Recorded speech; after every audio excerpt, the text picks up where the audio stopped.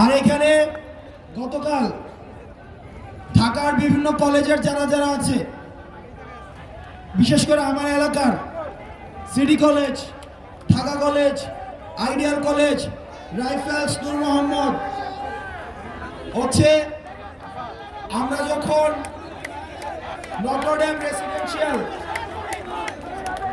অর্থাৎ আমাদের যখন হোম অ্যান্ড ওয়ে ম্যাচ থাকবে না, তখন আমরা ইন্টারনাল ম্যাচ খেলি।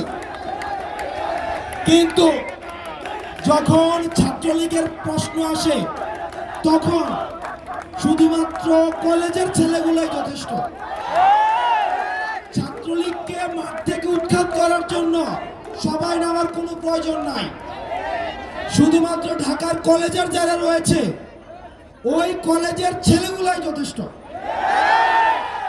তো সুতরাং তোদের কাছে অনুরোধ, তোরা যেমনি ছাত্রলীগকে উৎখাত করার প্রশ্নে যেভাবে একসাথে হয়ে যাস, ঠিক একইভাবে নিজেদের মধ্যেও যেন সবসময় একসাথে থাকিস।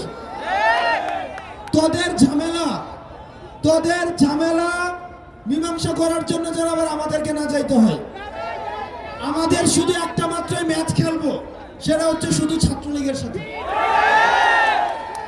শুধুমাত্র ফ্যাসিস্টদের সাথে, আওয়ামী লীগের সাথে, যুবলীগের সাথে। কিন্তু নিজেদের মধ্যে আমাদের সবসময় ঐক্যবদ্ধ থাকবে।